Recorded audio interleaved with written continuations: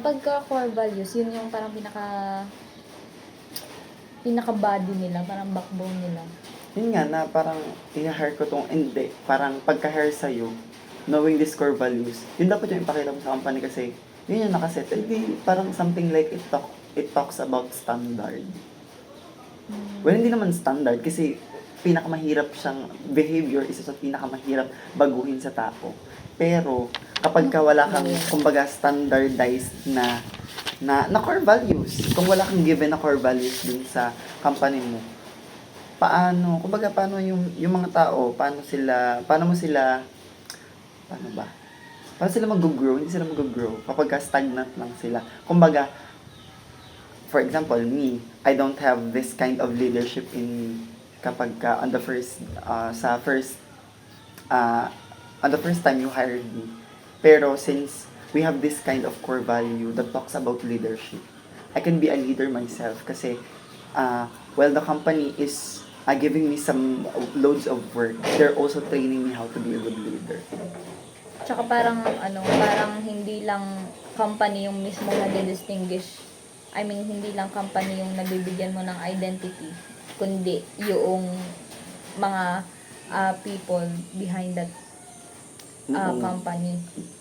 Bilang boss, kumbaga, hindi lang personal growth ang hinahanap mo. It's more of company growth talaga kasi hindi mo lang ibinibigay yung benefits sa sarili mo. Kumbaga, it's a give and take process. You learn, the employees learn from you, and then the company and the top management learn from the employees themselves. Core values din pati ay kumbaga parang kung ano yung principle ng isang company, kung ano yung pinaniniwalaan nila na okay, kunwari, kailangan yung company ko is lahat ng employee ko ay dapat like kunwari honest, dapat kung ano yung gusto mong ipakita sa iyong customer, sa ibang tao, yun din dapat yung magre-reflect inside and outside the company. And dahil dahil umiikot ang core values sa people itself, paano sa tingin mo nagiging benefit siya? Ano yung sa tingin mong benefit niya sa tao, dun sa tao on that workplace? For me kasi, hindi lang talaga tao yung magbe-benefits when you have this kind of core values inside the company. It's more of holistic benefit. Kumbaga, overall, you will be benefited by these core values. And for me, yung benefit na makukuha natin when we have this kind of core values inside the company is growth talaga, maturity. Kasi, like sinabi ko kanina, it's like behavior nung mga tao inside the company, not just the normal employee, but the top management. Kumbaga, when we have this kind of core values, yung growth from, for example, I don't have this kind of accountability sa mga ginagawa ko from my previous years. When you trained me to be accountable, to be responsible dun sa mga bagay na dapat responsible ako, I can have that and I can achieve holistic growth kapag ka meron tayo nitong core values na to. Yeah. And then, speaking of growth, yun ngang tawag dito, kapag kasi yung core values kasi is parang yun na rin yung nagiging yung pinanghahawakan ng isang company para maging competitive sila sa iba pang company. Kasi parang kumbaga not all company is kumbaga kaya maging teamwork since teamwork naman talaga is nandun dapat sa company, pero kasi may mga level ng teamwork na kaya mong i-impose once na yung company mo is yun talaga yung kunwari top core values nila is yun yung teamwork. Kumbaga yun yung magiging advantage ng isang company sa competitors nila. So, kung ikaw ay magkakaroon ng kumbaga ng business in the near future, and hindi naman siguro yun kumbaga impossible, ano yung mga core values na ipapriority mo bilang isang owner? So first muna, I really plan to, have this business on the near future. Kasi, growing up, I have this kind of a dream to have this business that can support not just me, but can support my family. And actually, before I enter college, back when I was in high school, I don't really plan to be who I am now. Like, if hindi alam ng mga viewers natin ngayon, I am an industrial engineer, and I don't really know why I ended up choosing this kind of course. Kasi, kumbaga, uh, ano lang siya sa akin, kumbaga, it's my mother's dream. It's a family dream na kumbaga niyakap ko na din. Eventually kasi kumbaga ano yun, achieving their dream is like, achieving your dreams as well. And I'm just so blessed na dinala ako dito sa industrial engineering kasi it's really about making business.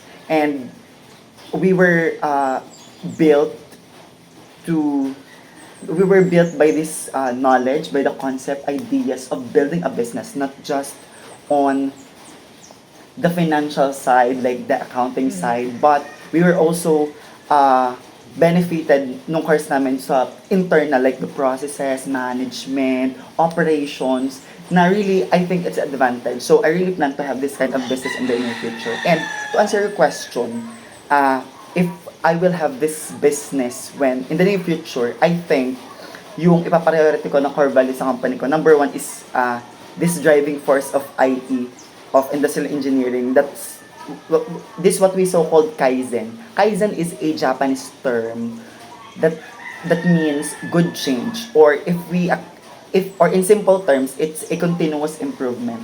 I think this is really connected with total quality management. I think it's really good if we have this mantra of achieving continuous improvement by the company kasi it will, as said earlier, it will help us to achieve growth. Like from this level, if we focus our eyes on this kind of core value na we have this continuous improvement from the workers, from the quality of work that we do, from the quality of products that we produce, from the operations, the processes that we have in the company. I think this will help us really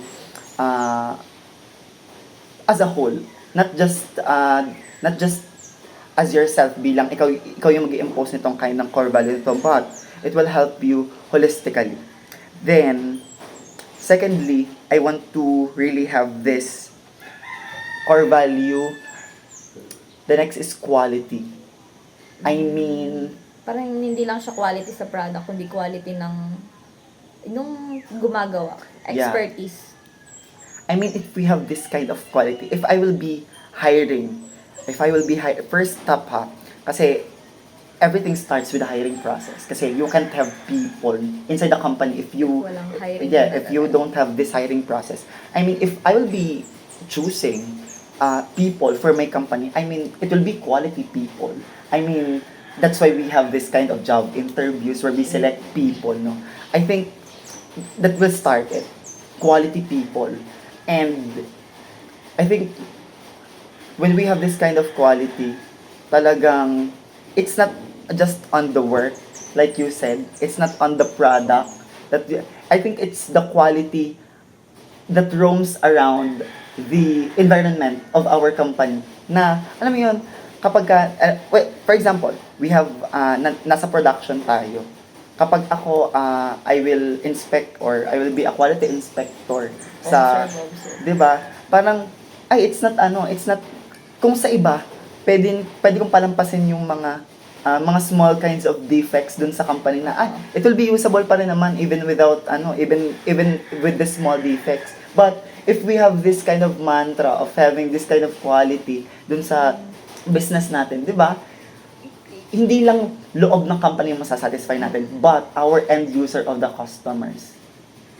Tsaka parang ang tawag dito, meron ding nabanggit sa amin before na lesson na ang Nike, yung company ng Nike ng sapatos, Huwag daw tayong maniniwala sa mga class A wag daw tayong maniniwala na yung mga class A is pinagbebenta ng mismong Nike or ng mismong company. Kasi sabi niya, hindi daw maglalabas si Nike ng mga may defect na product kasi kasiraan yun sa kanila mismo.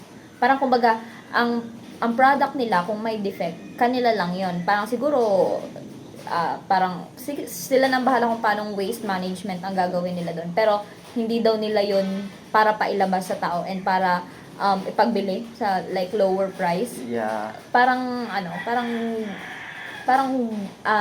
connection or connected siya sa sinabi mo kanina na hindi pwedeng palagpasin yung konting defect talaga kasi nga sabi nga yung mga maliliit na bagay pwede talaga siyang lumaki kapag tinolerate. Yeah.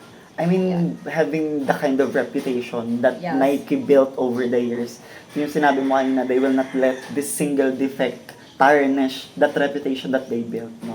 Kaya sobrang importante ng quality when it comes to the company. Business. Then, next one, I want a core value that talks about honesty. You know, Parang number 1. yeah, I think, di ba, honesty. Kumbaga, you can't build trust without honesty. Parang there's no need further explanation. Yeah, I mean, sa honest. yeah, I think honesty, as just to, like the word itself, honesty. How you define it, honesty. Parang sobrang strong. Di ba? Niya talagang as in. Parang gasgas siya pero talagang if wala ka nun, parang wala na ring sense yung ibang core values, I think. 'Di ba? For example, we have on the accounting side of our company, if the accountants and the other employees in the accounting department will not be honest on the financials, on the computations of the revenue, of the expenses that our company have, then how can we improve? How can we how can we achieve success in business, 'di ba? Then, next one I want is teamwork. I am a volleyball player and I am a team captain as well. So, teamwork for me is really important. I think having this kind of teamwork, 'di ba? Parang sabi nga ay you can achieve one thing alone. Kumbaga, kailangan mo ng support from this side, support from this side. You as a person, you're not on your position right now if you're not supported by your family, by your friends, by your professors, 'di ba? And I think sa company it works the same. It works the same na we have this kind of teamwork so we can achieve better things. Tapos parang kapag kasi you are working alone, parang siguro iba ang level ng fulfillment kapag ka nagawa mo siya alone. But doon mo rin ma-realize na hindi mo rin naman din talaga siya kayang karguhin lahat. Tama ba yung no man is an island. Yeah, no man is an island. island. Parang you really can't work. Especially sa business. May mga, alam natin yung sole proprietorship na single owner talaga siya. Pero hindi naman siya totally, siya lang talaga yung gumagalaw doon. May mga other branch pa din naman or may mga other galamay pa din. So, teamwork is important. Then I think next core value is respect. I mean, it's not, you will not look at respect sa perspective na to. For example, ako, I'm your boss. You'll respect me kasi I'm your boss. No. You'll respect me kasi I'm part of the company. You'll respect me kasi we have the same goal. That's it. I mean, respect, sabi nga, respect begets respect. So, if this kind of core value will start from the top management until dun sa mga normal employees, then we can have this kind of healthy working environment kasi we respect each other out. We respect our time sa lunch. We respect our time kapag out na, I respect your time kasi out na, I will not contact you anymore kasi it's your resting time na. Diba? Me Like time. that, yes. Like that kind of respect. I think it's really important. Tsaka, ang respect kasi is parang, hindi mo na siya kailangan iutos talaga na, okay, It will come naturally. parang respeto na lang, respeto na lang sa mga sa mga nakakasama. Kasi, I think, kahit hindi siya sabihin, kailangan mo talaga siyang itatak sa sarili mo, and kailangan mo rin din talaga siyang i-value. Like honesty, no? Mm-mm. You can Parang nga siyang you magkakambit can count that out when you're building core values. Like honesty, tapos na. That's it. Honesty, period. Then here, respect, period. Like in general, it really works for every aspect. Then next step that I will have is yon, nasabi na din natin kanina, accountability. I mean, you be responsible for everything that you do. I mean, if I commit mistake, I will be responsible for it. I mean, hindi ko siya sosolohin. Kumbaga, I will get help from for example, I committed mistake on my a job as a quality assurance. I will get like assistance from my supervisors. I will not like sosolohin ko siya. Hindi ko siya gagawin na ganun. Kumbaga, I will just be accountable for what I've done. Naaaminin ko na, ay, okay, I'm wrong with this side and please help me out. I'm sorry, please help me out. Yeah. Tsaka accountability kasi is parang improvement na dun. Kasi parang ikaw sa sarili mo, kung alam mo nagkamali ka, parang okay, nagkamali ako, alam ko na yun. So, next time, hindi ko na yun gagawin. Parang, I'm looking for improvement kasi nga alam kong mali na yung ginawa ko. And, yun nga, I'm responsible for that. And, I think, hindi rin talaga maganda or hindi rin talaga healthy sa isang environment kapag ka parang mas itinataas mo yung sarili mo dahil lang sa ayaw mong maging accountable and ayaw mong masisi dun sa specific mistake na ikinumit mo. Parang ganun. Like parang pag tinanong ako about accountability, I mean, next to accountability is improvement. Kasi when you take and kapag inamin mo yung sarili mo and you make up for it, you're learning. Parang syempre ayaw mo na siyang i-commit sa susunod kasi parang hindi lang dahil sa ang redundant niya kundi dahil malaki na yung magiging effect niya hindi lang sa iyo kundi sa mga tao na nakapaligid sa iyo. Then the last thing, the last core value that I wanted to have if I will have this business is leadership. I think without leadership there will be no organization, and without leadership there will be no business. Tarang nonsense ng business kapag walang leadership. Pag walang leadership, ako as acting team captain ng maraming team kasi as I said, I'm a volleyball player. Then as an SK counselor of our barangay currently, who plays leadership role sa mga kabataan natin. Then ayun, the last thing that I wanted to have if I will really build this business in the near future, the last core value that I will have is leadership. I mean, leadership really is a significant aspect of every business. Kumbaga, if there's no leadership, there will be no business at all. Ang nonsense ng lahat kapag walang leadership kasi walang organization, walang nag-i-impose ng mga ganitong bagay, walang nag-o-organize ng mga department, ng mga management sa company. And ako, I'm looking at it from my experience sa pagiging team captain ko. As I said earlier, I'm a volleyball player na I became a team captain of a lot of teams 2 times. Then, I'm also looking at it sa aking experience so far sa pagiging leader ko dito sa ating barangay as I am a newly elected SK Councilor and who manages our whole kabataan here. Then, as a trained student leader from elementary to college sa mga student council na salihan ko in different organization. I think talaga leadership will be crucial kapag mag-build ka ng something. Kasi if ito yung magiging kumbaga sa isang barko or sa isang madilim na lugar, this will be your life. Kumbaga, the people will follow you kasi may leadership ka. Kumbaga, the people hindi ka nila i-follow kasi meron kang seniority over them, meron kang, kumbaga, authority over them. No, they will follow you kasi you're an effective leader. And for you to be effective leader, kumbaga, kailangan mo rin maging follower sa iba. Kaya give and take pa rin siya. Kumbaga, hindi siya one-sided na bagay. That's it? Yeah, Okay, so I guess that's it. Hi! that's a wrap.